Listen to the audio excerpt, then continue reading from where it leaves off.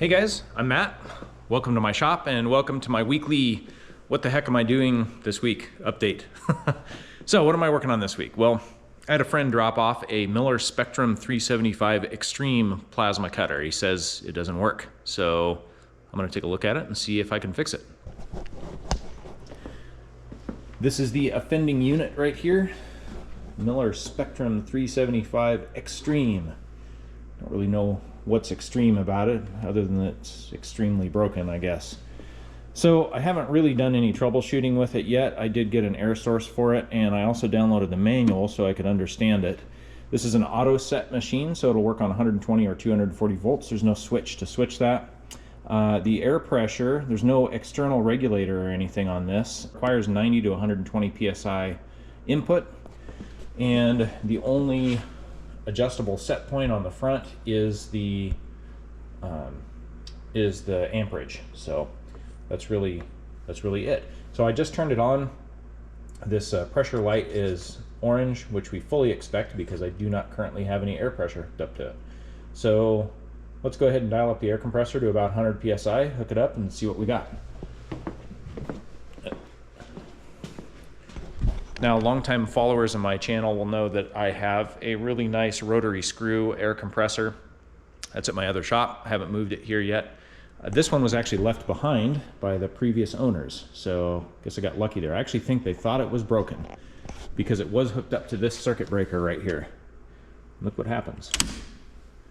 When I turn that breaker on, nothing's hooked up to it, it just trips. So I think they assumed the air compressor was bad, but I just moved it one breaker down and now it works fine.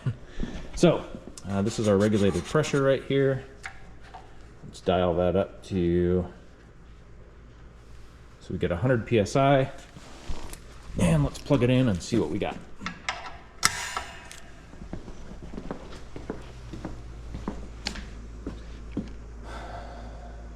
Interesting, now that pressure light is blinking. I'll have to look that up in the manual and see what that blink is supposed to mean. I don't think it should be blinking though.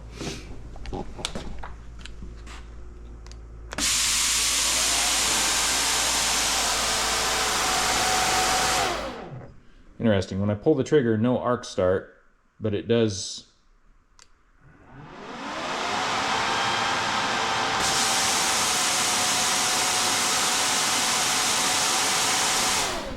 Interesting. I'm gonna grab a piece of metal and see if I can, if any arc does start when I hook up the ground. Well, I took a quick look in the owner manual, and that two blink pattern indicates that the pressure is too high, it says, which is interesting. I'm gonna just see what the torch's behavior is. I got an old form stake here. Unfortunately, all my scrap metal's at my old shop too, but even without a piece of metal, this thing should still initiate an arc. I don't really know why it's not. Yeah, I think until we get that, stop getting that error blink there, this just isn't gonna work. So that's interesting. It says the pressure's too high. Let's try and reduce our pressure just a little bit here. So we're down to about 50 there.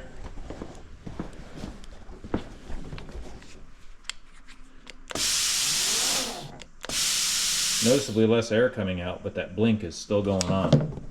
So I guess that's our problem. I don't know, the machine thinks the input pressure is too high. I wonder what happens when we unplug this. Now it's lit completely. Interesting.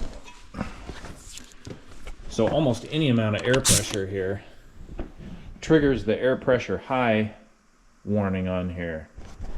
It seems like it's there's some kind of pressure transducer in there that may have failed. Let's lower this a little more to something ridiculously low. We're at 25 psi now. Hardly any air coming out of here, but that high pressure warning is still on there. Let's lower it some more. Almost no pressure there. I heard a click, and now we've got low pressure warning. There's some air pressure in there now.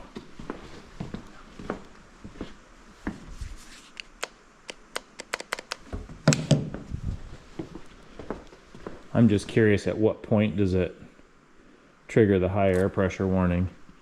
There's maybe 10 psi. Still low. Be 15, 20. Still low. 25. Now it's reading high. Well, my guess is a failed pressure transducer in there. I guess we got to tear the machine apart and see if we can do a little bit of testing. See if we find a pressure transducer in there that can be tested. I'm going to look and see if I can find some schematics for this machine as well.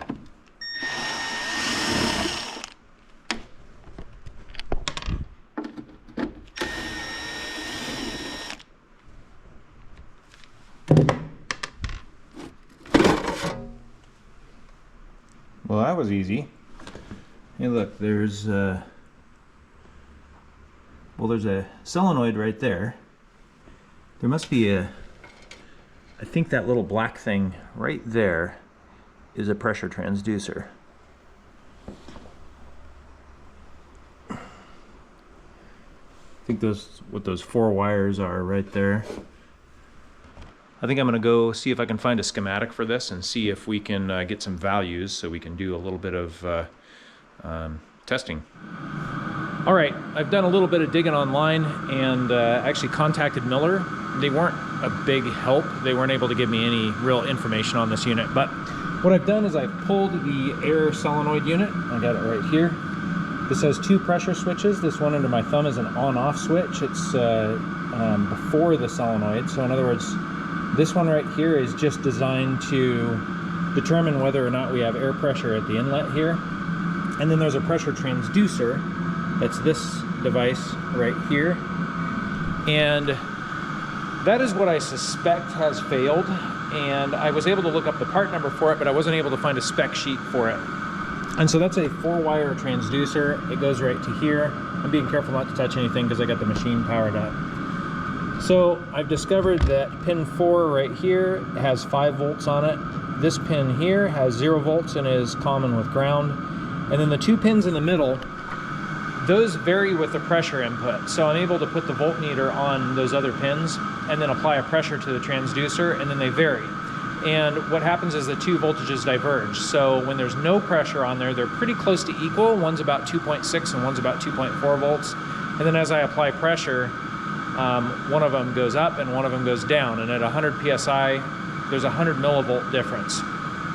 Now it's behaving like it's working. I mean, as I apply pressure, the voltage goes up and down, but I think what's happening is those 2 voltages need to be exactly equal to show that there's no pressure in the system once the solenoid valve is closed, and they're not. There's about a 10 millivolt difference. And so I suspect that transducer has failed and is telling the machine, hey, there's residual pressure in here even after the air solenoid has shut off. I don't know that for sure. I can't find principles of operation anywhere, but I think that's what's happening. So I'm going to kind of develop my own little bit of troubleshooting here. I'm going to think about this a little bit, and we'll come up with a way to test this. Okay, I have my inlet air pressure regulated to 100 psi. I'm going to take this air nozzle right here, apply pressure to that transducer with the nozzle, and we're going to show you what the voltage does on the voltmeter. Okay, this is pin 3 at atmospheric pressure, and then we're going to apply 100 psi to this. All right, there's 100 psi. So 2.69 at 100 psi. All right, now we're on pin 2. All right, pin 2, 2.63 volts, 2.58. So that's about a 50 millivolt difference. So this is what I think the problem is. I think that this should be reading 0 difference between these 2 pins at atmospheric pressure. So we're at atmospheric pressure now, and on pin 2 we have 2.63 volts, and on pin 3 we have 2.643. So that's a 13 millivolt difference. And if I'm right, since this goes up by about 100 psi or 100 millivolts at 100 psi, I think this is a 0 to 100 millivolt pressure transducer. So I think what's happening is this pressure transducer is like the pressure set point is offset internally, and it's not returning to 0. So it thinks there's pressure stuck in the system after the solenoid valve is closed. And I think what I can do is short across pins 2 and 3. And if that removes the warning light, then my suspicions will be confirmed. I'm gonna do this a cheesy way. I don't think it's gonna hurt anything, but we're gonna just take this alligator clip.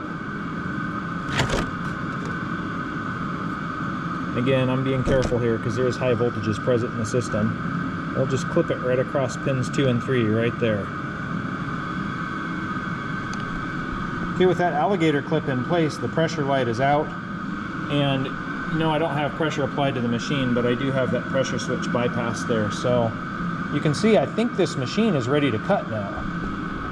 I see I just went ahead and pulled the jumper off of here, and I am now having that pressure warning light again. Hey guys, so we're gonna fast forward here about, what, 7 weeks, something like that. Been quite some time. So I actually got in touch with the owner of this machine, and he just said, hey, fire the parts cannon at it. Just order that pressure transducer if that's what you think it is. If that's not it, I'll eat the cost. So always like that. It makes my troubleshooting a little bit easier. So I did. I went ahead and ordered a new pressure transducer, and then cue 5 weeks of waiting after that for it to show up. I believe it probably drop shipped directly from Miller, and it just took a long time to get here. So it arrived today, and I have reassembled this machine. So you can see this solenoid assembly is fully installed. I got the old pressure transducer right here. The new one is installed here and plugged into the appropriate socket. So we're going to put power to this machine and see if we can lock the top off of this form stake here. All right, the machine is powered on. Hey, look at that. We're already doing better. I do have air applied to this, about 100 psi, and we have no warnings. So we do know that something has changed. Hopefully we've fixed it. All right.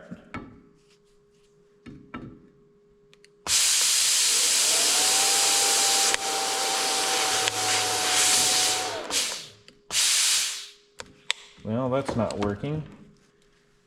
We have a new error message that I haven't seen before. So the cup is doing 3 blinks and a pause, 3 blinks and a pause. That is something new. I'm gonna have to go look that blink code up. Oh, it stopped blinking. Let's try it again. Yeah, so I'm not even getting a pilot arc. Not sure what's going on there. Let's look up that trouble code and check it out. Well, the manual says that 3 blinks on that cup light. It says that the consumables in the torch head failed to separate during the pilot arc. I'm not sure exactly what that means, but that tells me torch problem maybe. So I've had this torch apart during my initial troubleshooting, and all the consumables were new. So what's going on with it? I don't know. I'll take it apart and see if we can't figure it out.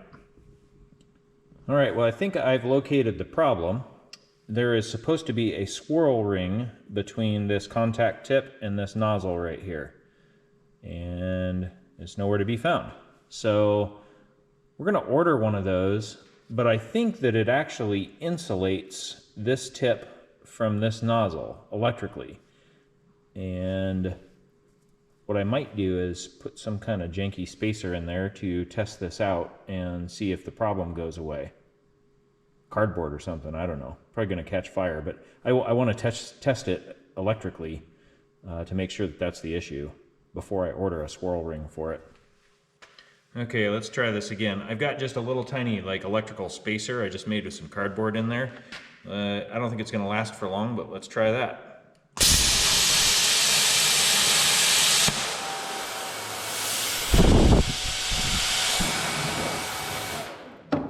Okay, I would say that was definitely the problem. Well, fortunately, the swirl ring is a common consumable, and there are all sorts of aftermarket vendors, and so I was able to order one off of Amazon. It'll be here in just a few days. We'll wait for that to show up to throw that inside the torch, and I'm betting that this machine will be back at 100%. Well, this little swirl ring arrived here yesterday, and so we're going to throw it in the torch here and see if everything works.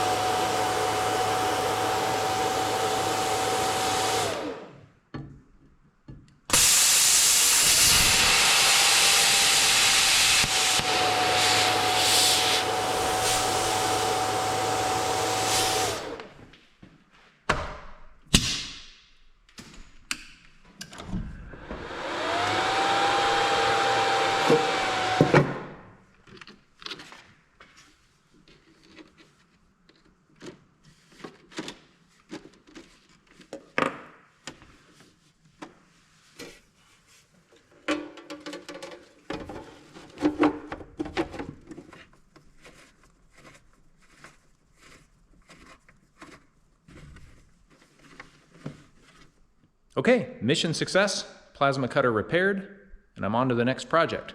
Thank you guys for following along. We'll catch you on the next video.